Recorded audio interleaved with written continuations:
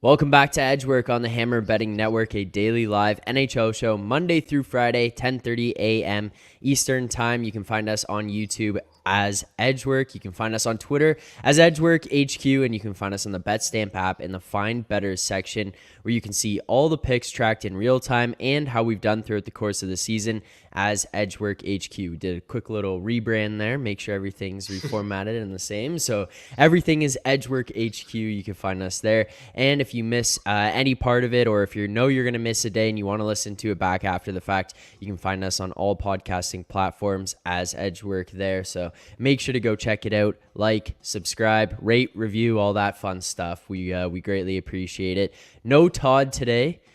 So we don't have Todd delivering the props, but we do have his props to give you. So we'll give those out at the end of the show. So don't worry about that. You'll still get those. But Matt, Alex, big weekend of football just passed us by. A bunch of NHL games. But the most important news of the weekend, of course, Bruce Boudreau finally fired. Do you guys breathe a sigh of relief after you saw that information, or how are you feeling after that? Yeah, I mean, at what cost? You ruined a man's life just to cash a couple bets for us. But I thought you were going to say the big news was the Habs beating the Leafs, but I guess you just wanted to gloss over that, so that's fine. Yeah, I tried to just erase that from my memory. Fair enough. Yeah, nice diversion there, Zach. Yeah. That's interesting. I'm like, let's talk about literally anything else. Well, I had to do, I do a post-game Leaf show. I don't know if I think we've talked about that, and basically the entire show was just spent like, is this even our year? Like, should we just? Is there any points? Like, there's people in the chat the whole time being like, living? Yeah, matter. I'm like, listen, this is a bad game. You played really well for the first 20 minutes. You played terrible for the second period, the third period. We can't base the two periods that were horrible on. We can't like determine the season on this and be like, there's no point of trading our draft picks because we just lost to the Habs on Saturday night. And I'm like, what are we doing here? So I had to deal with that for like an hour and a half. I just didn't want to have to handle that from Alex today. Zach, listen, the piece of advice I can give anybody out there is time heals all wounds. Okay, listen. You mentioned Todd not being here. He's on a beach somewhere. He's in the chat. He's in the chat. He's on a beach in the chat, which is arguably the worst combination a human being can possibly have. He's away this week, so I'm responsible over at the Score for writing his daily bets column. I go 0-3 last night, right? Which in the moment feels like losing to the Montreal Canadiens 3-2. In overtime, but you just have to let time pass, and we're going to get over this, and you're going to get over a mid-January loss, honestly, probably pretty soon. It's just, you're only as good as your next day, right? So we're going to come back today. We're going to hand out some winning bets. The Toronto Maple Leafs are going to win another hockey game at some point. They're going to get into the playoffs, and well, I'm not really sure what's going to happen once that goes down. That's what you have to sort of worry about. You don't have to worry about a Saturday in January. Time heals all wounds. You're going to be just fine. Comment section must have been electric in that 0-3 best bets article. Listen, electric. I don't know if this happens regularly because I don't bet totals regularly, but this one jumped out at me under 6.5 Toronto and New York last night. And I beat that market by a goal. Like that thing ended up closing 5.5 with, I believe, juice to the under last night. So like, money gave out the under 6 yesterday on the show. Process over results, right? You're good. Exactly.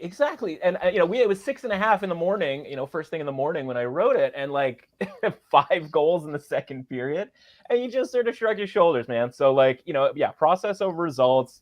There's thousands of games. We're going to bet hundreds of games this year in the NHL and sports in general. And the Toronto Maple Leafs are going to play a lot of games this year. So, we're going to be all just fine, including my guy here, who's just rolling right on through the show. Well, I appreciate the supportive words there, Matt. It was pretty down in the dumps after Saturday, but, had to battle back. And if you guys are watching live right now, feel free to throw comments and questions in the chat. I'm seeing some good stuff going on right now. Jeff McBride saying Todd over 3.5 pina coladas. I think that would be, that number's going way up. Open that one way too low. And Todd saying happy LA Kings Tuesday to all those celebrate. But on that note, let's talk a little bit about the playoff picture as things are going right now. It is really interesting to watch because we've gone through most of the season talking about how the West isn't that strong, and the West has all these things up for debate of who could get in. Meanwhile, now the East is going to have a little bit of controversy as things get going because you've got a couple of teams hovering around playoff spots there with the Islanders, the Panthers, and the Sabres. Sabres now on a 3-game win streak, 3 points back of the Penguins. I mean, closing right in on them with the same number of games played here. Alex, what are you seeing about the Sabres? Is it worthwhile maybe taking a look to see if there's any prices on them making the playoffs this year? So the reason I brought this up was because I wanted to give out a bet on the Sabres not to make the playoffs, and then I saw it lined at -500, and I was like, okay, well, I'm probably not going to give out that bet. So I think maybe if anything, there's value on the other side of that. But like for me, the Sabres, like they're a fun story, a fun team this year, and like they're only going to get better. Obviously, they got a lot of really good young players, and like their window isn't quite now, but. The thing I noticed about them this year, so I kind of did some digging into it, like they beat up on the league's basement teams, and their schedule's been pretty easy so far. So like there's 12-6-1 against like the quote unquote lottery teams, which is like, teams like that are pretty much out of the playoff picture. 12-13-2 against teams still realistically in the playoff picture with 50 plus points. So they have a lot more games to go still, though, against the good teams, right? Like they've got a lot of those easier games out of the way. So like against the league's top teams this year, they with like teams that have like a 625 points percentage or higher, they're 3-9-1. They have 15 more games to go against that group. So obviously, first half of the season was a bit easier. Of those 3 games, though, like you look at last night, they beat the Stars. That was one of their 3 wins, right? They managed a 41% share of the expected goals at 5-on-5, generated 5 high danger chances, allowed 15 to Dallas. And like that's been a theme for them against the big teams. And you look at those 3 wins in total, that was actually their best win against one of those good teams. Because you look at those 3 overall, like the other 2 were against Vegas and Boston in December. Their expected goal share in those 3 games combined is 33%.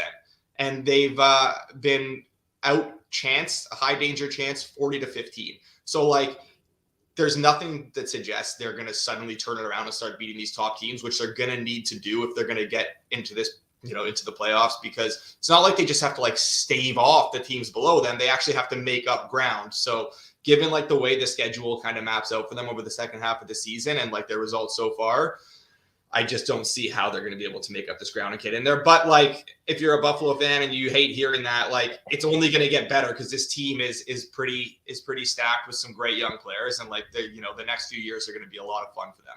Well, and this is the difference between, sports betting content and just sports talk radio, right? Because sports talk radio, you talk yourself into the Buffalo Sabres potentially making a playoff run, right? WGR's, on fire on a daily basis. Mike Schopp and the Bulldog, baby. Right? The Bulldog's just running around the streets, just fired up about it. And then, like you said, you look at the betting market and it says -500 next to not making the playoffs. You go, oh, okay. So if this is actually not going to happen, Yeah. or, very unlikely to happen. And, thanks for mentioning, of course, the game last night and their woeful high danger chance rate and 5-on-5. That was one of the 3 losses that I had yesterday, as well, as they go 15-5 in even strength high danger chances. Yeah, it's a slightly below average hockey team that does well to not just beat the bad teams, but beat them handily, right? Yeah. Because they can score. And those teams that they play can't take advantage of the fact that the Buffalo Sabres' best goaltender is Craig Anderson at this point in time, right? Like, the good teams should be able to take advantage of it. The Stars are ringing pucks off the post left, right, and center last night, so they weren't able to take advantage of that in regulation. So, again, like, that's one game, like you mentioned, Sabres just not getting it done most of the time against good hockey teams. That being said, like, you like them tonight, Alex, against the Blues? Like, not a particularly it's good a good segue. It's a good segue. I do have a bet on that game for sure. Okay. Yeah, well, we can get into that game there, Alex. You were looking at the Sabres here tonight against the Blues in St. Louis in this one. Right now, it looks Buffalo coming in at plus 115, 116 there. Shop around, you can find some better numbers. St. Louis favored at home against the Buffalo Sabres tonight. What are you looking at here? Yeah, so I mean, just talked all about it, how they beat the bad teams. The Blues don't quite fall into like bad team territory. Obviously, like with their injuries lately, they've been a bad team. But if you read up on them, Tarasenko and Krug are probably expected back in the lineup tonight, so they should get those reinforcements. But then it's like kind of like one step forward, 2 steps back, because now Buchnevich missed practice yesterday, lower body injury that's been lingering. He's questionable. Do they risk him? I'm not sure. Either way, like if he plays or not. If he doesn't play, it's an absolute banger. If he does play, I still like the Sabres here, though. Yeah, I mean, like it's a bonus if he misses out, but UPL is starting. Matt just mentioned how Anderson is like the better goalie of the two, but like I think there's a little bit more to it. Like Anderson's played very well, so I'm not gonna slander Anderson in any way. But obviously he got the start in the first leg of the back-to-back, so UPL goes tonight. He's been playing a lot better lately. So obviously he missed like the first month and a half of the season. We can pull up his thing here. So his first 6 starts when he came back from injury, kind of getting back up to speed, saved 6.25 goals below expected. So a pretty brutal mark over 6 games. And then in 12 starts since, he's saved 5.87 goals above expected. So he's done a lot better of late, and he's been kind of that goalie you expect him to be, and the Buffalo needs him to be if they're going to pull themselves back in, because like God bless Craig Anderson and his his track record and his tenure in this league, but like he's not the guy that's going to carry you into the playoffs down the stretch. They need UPL to get hot. They need him to be the goalie that he was sort of drafted to be, and I think that he's been playing a lot better. And getting the Sabres at plus 115 in this spot, I'd go plus 110 even. I would play it at. I think this is just a good matchup for them. This is one of those games that they typically go out and win. Alex, do you think he's the number one the rest of the way, and that maybe him starting this game was more to buy him an extra day upon his return? Because I know the expectation was that I'm blanking on the other guy's name, was supposed to start yesterday for yes. So for so but if UPL's coming back, and it's like, well, let's give him another day and move Anderson up to start this game. But like, do you think he's going to get the most of the starts down the stretch here, or is I think he gets every chance to run with the starting job. I don't necessarily think they're handing him this job right now, but like it'll potentially like a bit more of a timeshare right now. I think it'll still shade towards UPL, and then like he'll have every chance to like fully take over that crease and start like maybe 70% of the games or something like that down the stretch. Okay, cool. I do have a question for you guys. I know we weren't necessarily prepped for this, but if we're looking at the Sabres, they're on the outside looking in of the playoffs, are kind of sitting here saying, yeah, we don't think maybe they'll be able to jump in there.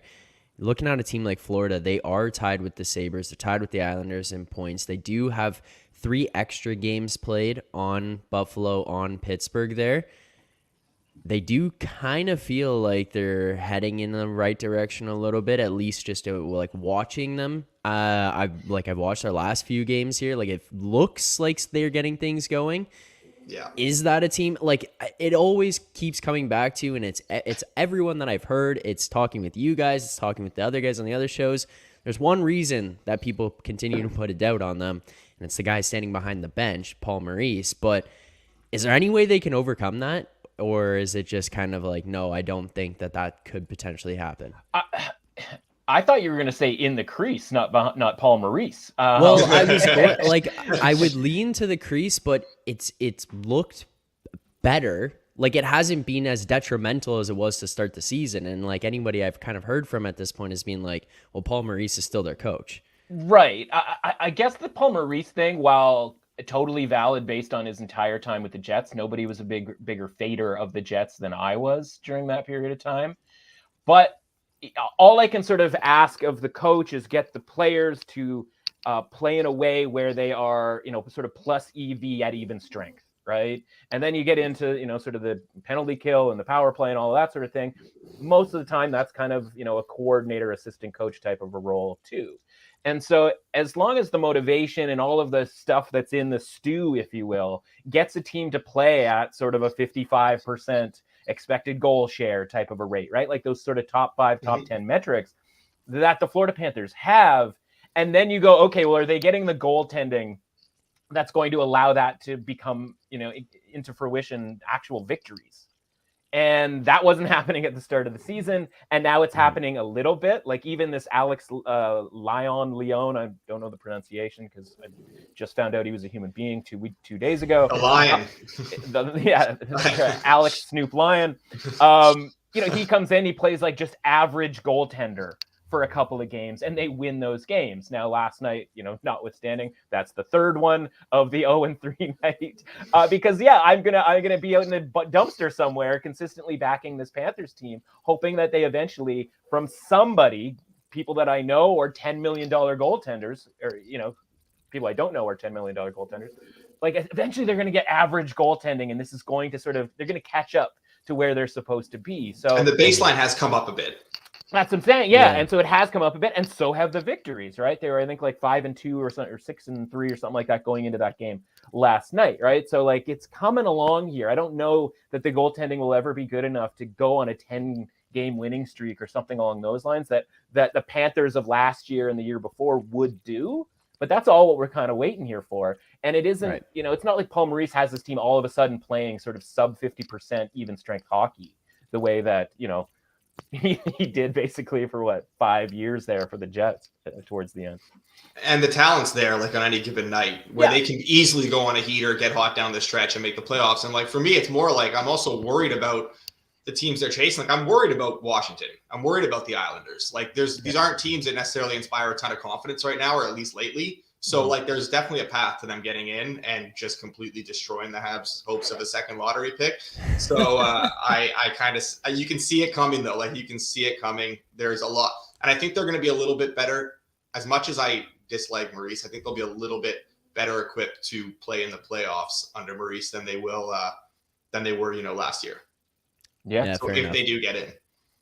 Yeah, I was just curious. I look at it and I'm like, they're right there. They're finally like kind of clawing their way back in. And I mean, I got my perfect result the last couple of days too, if you want to look at it that way. Beat Florida in OT, so they take away the point, and then helps get Montreal a little bit further away, and then lose to Montreal in OT, so the Leafs still get a point, and the Habs get 2. Like that's, I couldn't even celebrate Saturday. I was like, this is a joke. Like, what are we doing here? So that was my silver lining. We got the Red Pitlick goal though. yes. As absolutely thrilling as the battle for the first draft pick overall is. Quick betting question here for you. They're minus 110 to reach the playoffs. I don't know. Maybe there's some value there. Maybe there isn't. Given what we know about the Panthers from a talent perspective, if they make the playoffs, don't they become sort of this incredibly dangerous team? And instead of maybe betting on them to reach the playoffs, should we maybe looking at them to win the conference at like some crazy price here? 16-1 right now, that in between the Penguins, the Capitals, and sort of just shorter than the Islanders, teams that I don't think we're all that concerned about getting all that far. Yeah, that's a way better bet in my opinion, for sure. Than just like a minus. But the thing is, like, you need to hope that they avoid Boston and like they get to play. They would probably need the top wild card spot, but they're volatile. Like that's what you can. That's all you can ask for. They have the talent. It's like, will the goaltending be enough, right? Like it can be if like, you know, Bobrovsky heats up or Knight heats up or whatever, like then they have a chance to make a deep run. But like, you know, the range of outcomes is just massive. But like, hey, if you're getting them at 16-1 to win the conference, it's probably the best price you're going to get the rest of the season, unless they like, you know, completely fall off a cliff and are basically, you know, uphill climb to just make it. But yeah, and at which point you'd lose the make the playoff bet anyway, exactly, right? At -110. So yeah, I would definitely much rather take the shot at the like 16-1 or something for sure. Yeah. All right, let's look over to the Western Conference here, what they got shaken up. That playoff picture over there is pretty interesting as well. But tonight we got a game between two teams in the Western Conference. Winnipeg heading to Nashville to take them on. And we got a little bit of a head-to-head going on here tonight. So I'm interested to hear both sides of this one. Spoiler but alert. to tee this up. Spoiler alert. Nashville, see, like it's interesting, kind of brought that up in terms of looking ahead at the bet there, and could Florida be a team that is potentially dangerous in the playoffs? Like Nashville, had to talk about it last night in the game because, of course, like Leafs fans are looking at players to go and pick up, and I said Nashville's not that far out in the playoff picture on that side in the Western Conference. And they have that one weapon that you just can't overlook in UC Saros. Like you cannot look past that, a team having a goaltender like that, and how dangerous that could be down the stretch if or once they get into a playoff situation. But right now they are 5 points out of the playoffs, but only 3 back of Colorado, who is a team that everyone is kind of sitting here saying they will get in. Now that being said, Colorado is 3 games in hand on Calgary and Edmonton, who are both ahead of them right now. Nashville 6-4 in their last 10, 3-2 in their last 5, having taken down Calgary, Columbus, and the LA Kings. And Winnipeg, second in the Central right now, 1 point behind Dallas. They are 7-3 in their last 10, 2-game win streak, but both of those wins coming against lower tier teams in the Sens and the Flyers. Matt, I'll let you take the floor first here. What side of this battle are you on?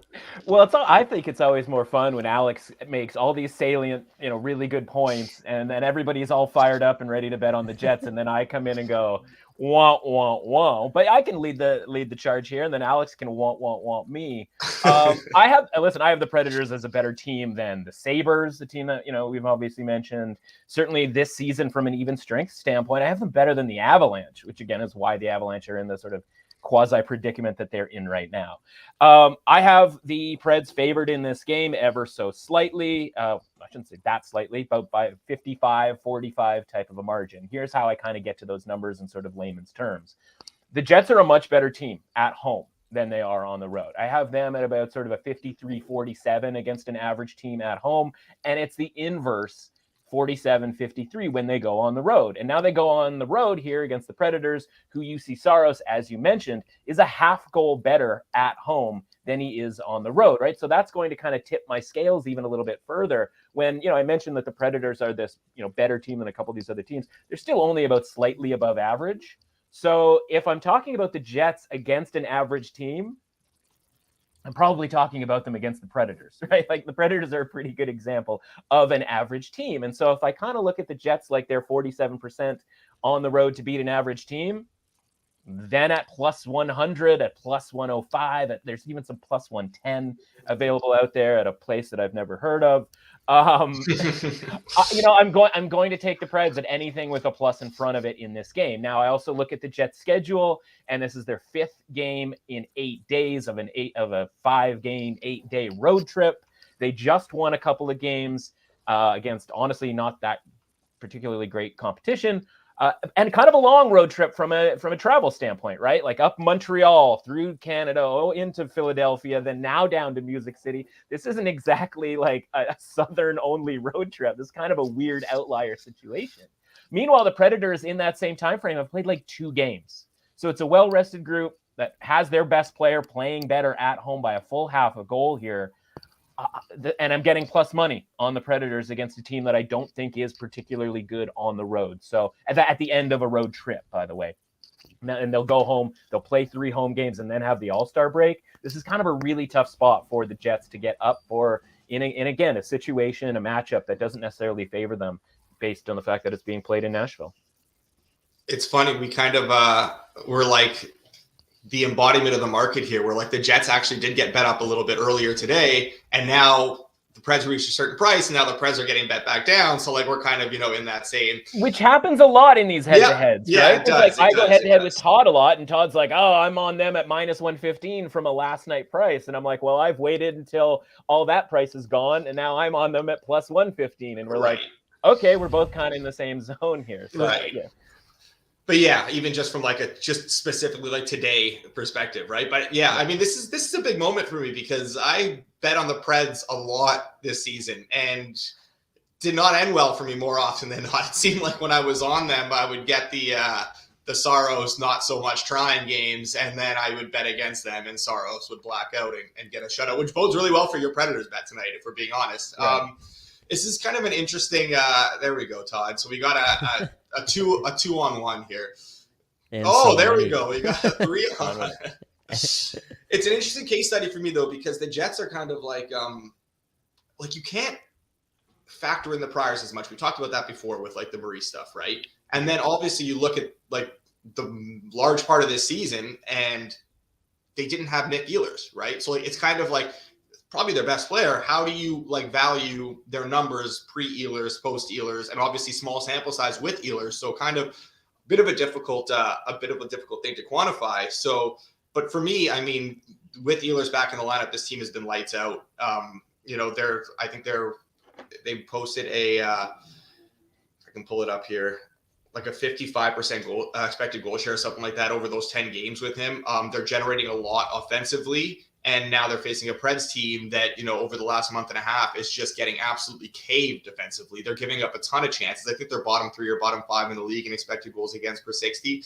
Basically just relying on Saros to just bail them out of situations and games where they just get kind of caved in for a while. They're able to kind of hit on the counter, so to speak, grab their goal, grab couple goals, and just ride it out, right? Which sounds familiar when we're talking about a team. Exactly. Too, right? Yes. Well, at least the Jets have passed for sure. Yeah. But yeah, I mean, is this a case where like Saros can go do the exact same thing and to me tonight and I lose my Jets bet? Absolutely. Am I terrified of that? Absolutely. But I just think that given, their numbers with Ehlers in the lineup and their numbers overall this season, I think this is a little bit short for me, especially now that it's been bet back down to this range. Minus 115 is good. Minus 120 would be good too. That's probably sort of where I would go as high as I would go with it. I don't know if it's going to get back up there anyways, though. When they lost 4-1 with Nick Ehlers in the lineup at Montreal last week, was that just a matter of the Canadians and the Habs magic and the ghost get in front of the Habs train and you're gonna get run over? Okay. The ghost of Maurice Richard just taking care of business. Yeah, listen, I've had really good success betting Jets games this season. I know Zach's got a montage of clips from me on the show queued up. Let's just listen to this. Zach, you got that? No, you don't have that queued up, Zach? Okay. Sorry, no. Fair enough. But, either being on the Jets or against the Jets this season. So I'll put my sort of undefeated, I think it's 4-0 in Jets games on the line tonight. And if I lose, I'll just have to be 4-1. So honestly, it's kind of like that, how we talked about like KC and Jacksonville this weekend, how like KC is just a better version of Jacksonville. That's kind of what it feels like with the Jets and the Predators too. Although the Jets are playing much better hockey under Bonus now, but like kind of similar. They've been like the same team for so long. We're like, hot goalie, not the best 5-on-5 metrics. And now the Jets are kind of pulling ahead there and they have a bit more talent, a bit more firepower up front. Morrissey is blacking out this season. I don't know like what Bonus did to him, but he is incredible. Norrisy. Norrisy. That's just for me. I just think that I think the price is a little bit short on the Jets. Yeah, and don't get me wrong. Like I have the Jets as the better team, but the home road splits are something of a concern for me. And again, it comes down to a numbers play. If I think they're 47% against an average team on the road, and they're going to a team that plays well at home, or at least again, Saros, I can expect a little bit more than average at home. Then I'm going to get a plus price on it, and I'm going to take it. Yeah. All right. Well, the most shocking news of the day. I checked the game notes. There is LA Kings hockey. There's no Matt Russell LA Kings bet on the list tonight. What happened there on the LA Kings Tuesday? The market's caught up, man. The market has caught up, and that's fundamentally what we're doing, right? It's a series of buy low, sell highs, right? So we had a team that was, not being priced correctly. whether that was Tuesday nights or every night. I'm only invited on Tuesdays, so I couldn't tell you whether Thursday night Kings are a valuable proposition either. Numbers fair, man. I mean, part of that is the fact that they're on the road at Philadelphia and they're priced as a favorite. At minus 140 was the open. Now it's down a little bit. I can sort of understand that, because if I had to bet something, I guess it would be Philadelphia. But honestly, I just think it's fairly priced. So, Kings Tuesdays are going to have to wait till next week. I don't think we have a goalie confirmation yet for the Kings, right? Honestly, at this point, they're all so bad at But Copley is like next level bad right now. Yeah, and that's the thing. It's difficult to trust the Kings right now. So I wrote about the Predators-Kings matchup on Saturday, taking the Predators. A lot of the sort of same premise, honestly, for the game against the Jets. But you just look at Copley and you're like, oh yeah, they've got this guy and he's got it sort of figured out. Like December Copley was that.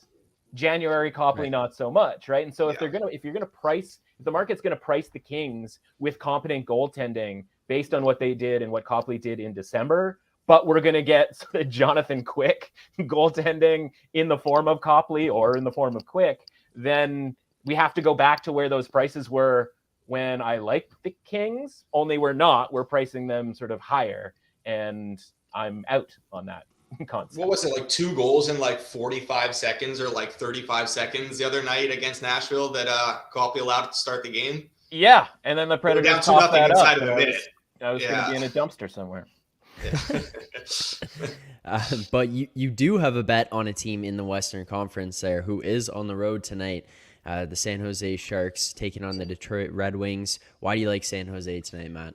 I think San Jose is going to be sort of the crappy version of the Florida Panthers for me, where, again, it's like, I'm not going to ask them to go on sort of a 75% winning, percentage run here at the end of the season. But we got to get something out of the goaltending at some point. Reimer is sort of the best case scenario for the Sharks, which is kind of like the Sabres and Craig Anderson, is really just kind of a bummer of a sentence to say out loud. These two teams are basically equals to me. Ville Husso is honestly no different than James Reimer. The Sharks have honestly the best unit of the group here is the Sharks penalty kill. So, if they give up a bunch of power play goals and the even strength metrics that the Sharks are actually better than the Red Wings, if those don't sort of bear fruit or they get sort of canceled out by the fact that the Red Wings score some power play goals, that's going to be an outlier to me. And so at plus 130 in a game that I think should be basically 50-50, I have the Sharks 48.6% to win this game. At plus 130, that's 43.5. There's a little edge there worth betting. Nothing all that complicated. I think these two teams are pretty much the same. Give me the Sharks at plus 130. And let's keep our fingers crossed that we get a decent James Reimer start, which honestly we haven't in a little while. So he's due. Maybe he's due. I love factor. the due factor. Yeah, I love the due factor. Due factor. We got a decent start last week when we backed them against the Coyotes, though. No, was I on that game? I don't Or was it remember if just I was me? on that game. That might have just been you. So yeah, if you could bet on this, that would be great. Yeah. You know what? I do like the Sharks tonight. It's Sharks or nothing for me. I haven't bet the Sharks yet, but it is definitely Sharks or nothing for me there. I'm like I probably will end up with the bet in the Sharks. And there you go. Yeah. So money. Well, especially Let's after go that. Sharks. Now I have to. Yeah, I mean the Sharks are they're the bottom half Florida Panthers for me, right? It's just win me 40% of the games, whereas the Panthers I'm going to need to win like 65% to. Just how could you bet against Ben Sherratt? That's the only thing, right? So good. I do want to shout out to people in the chat. Connor Hartle saying he's on the Sharks as well. Connor also mentioning Copley stinks right now because he starts every game. Give him a rest. Like, yeah, that's fair enough.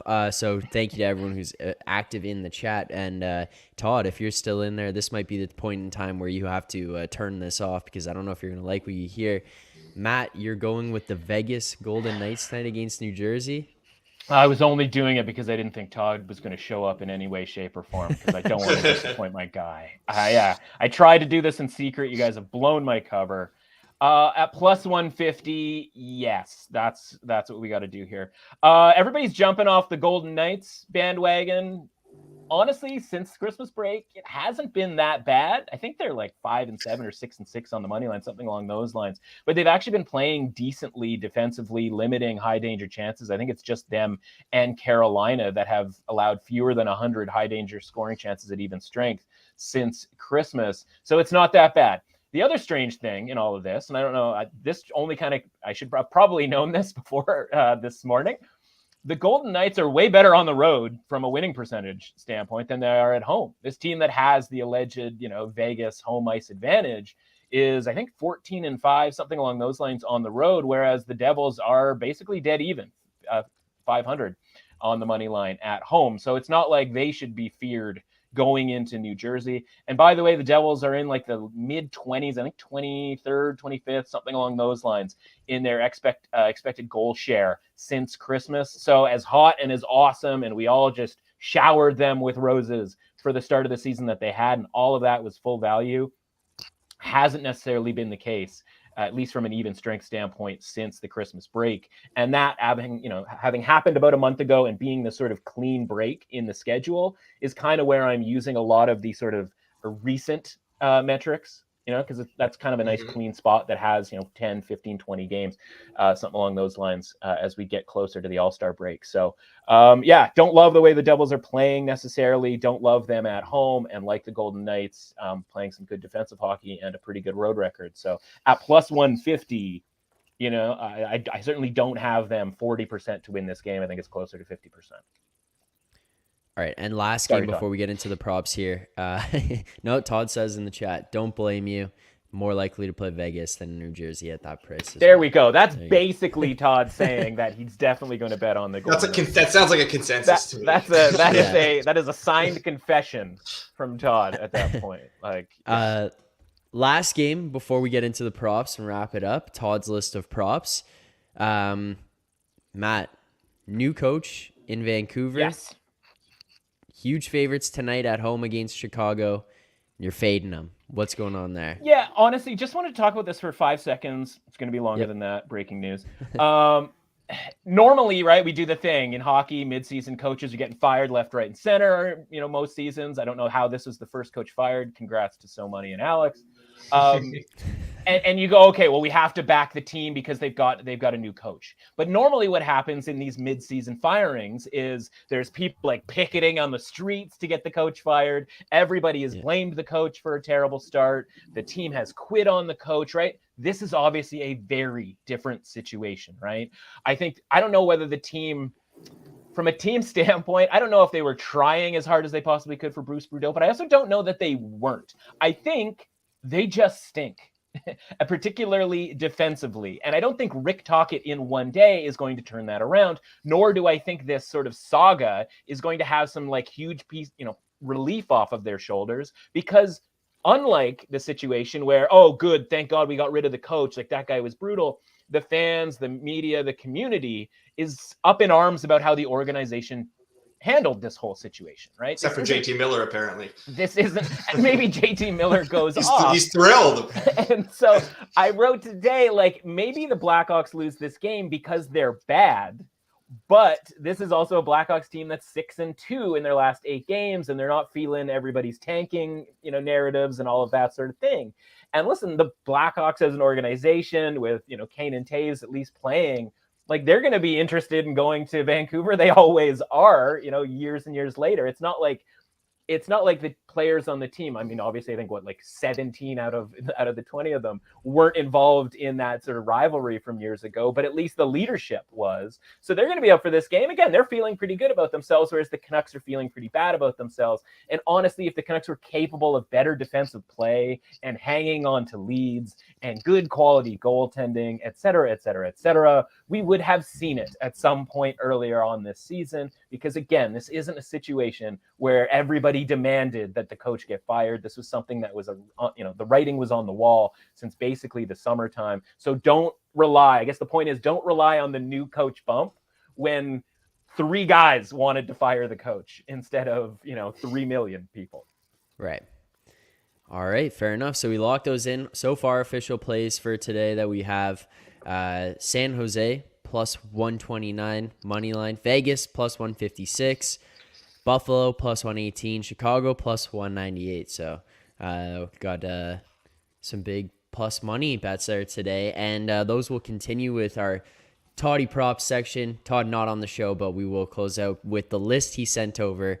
And these will be tracked. You got to give me like 5 minutes after the show. If I'm reading them out, I can fire them off in real time here. So give me a second after. They will be tracked on there so you can see them in case you missed them. But go through them real quick here. David Pasternak, over 4.5 shots on goal, plus 105.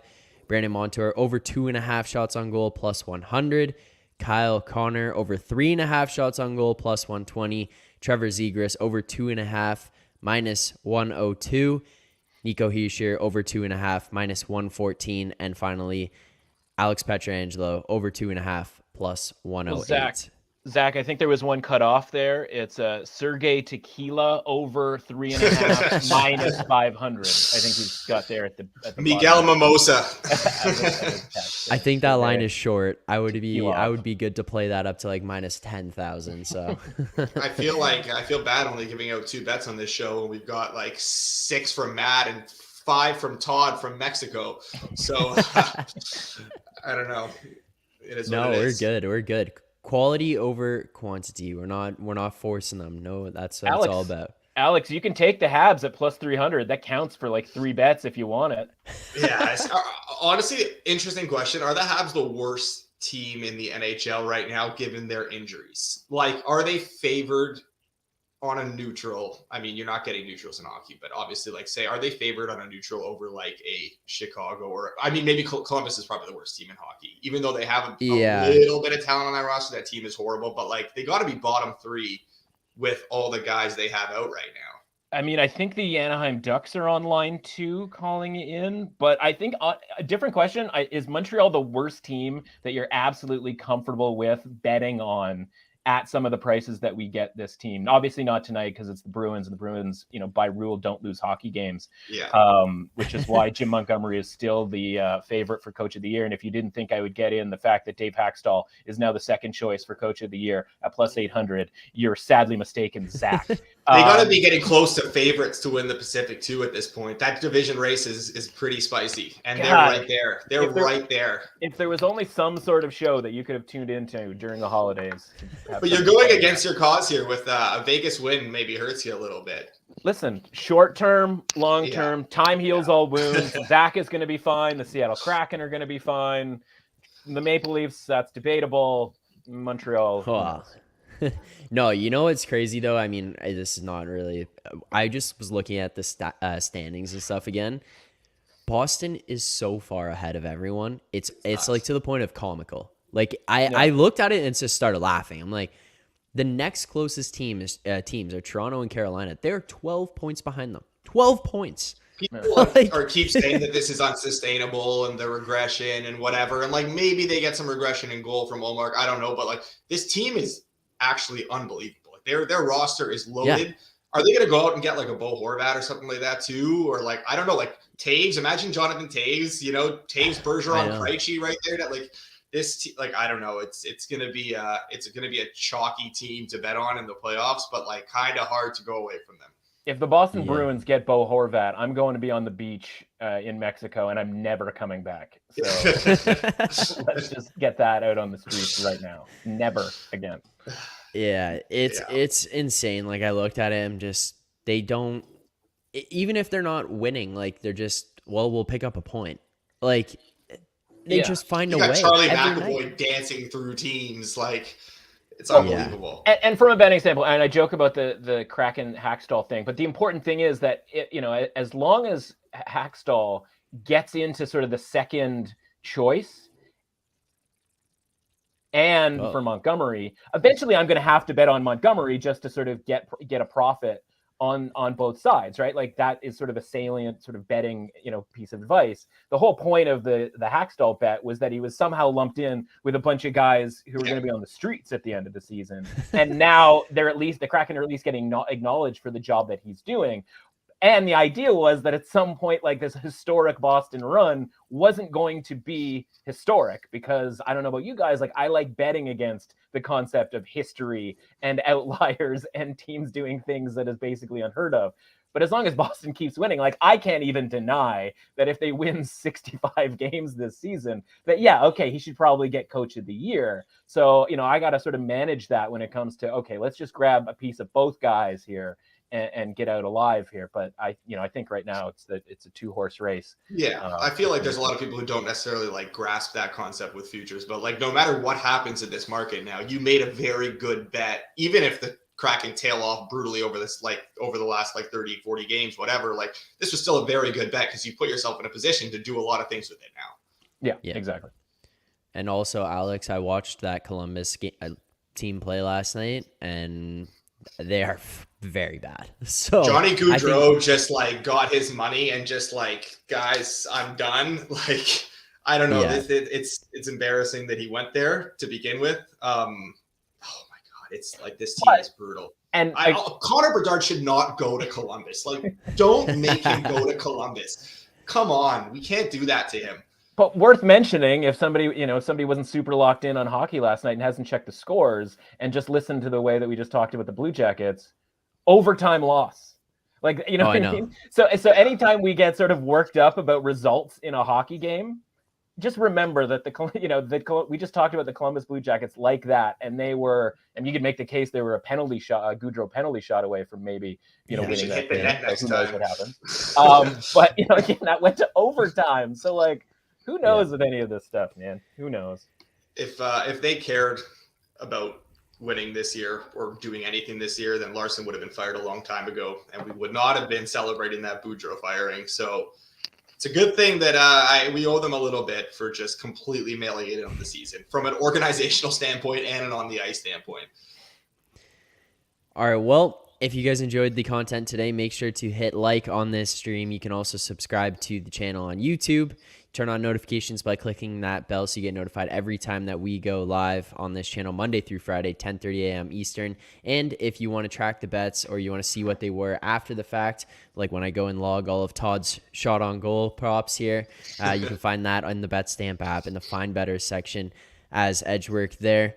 Guys, thank you for your time today. Thank you to everyone in the chat who joined in, participated. Greatly appreciated as always. Good luck on your bets tonight, and I will see you guys next Tuesday.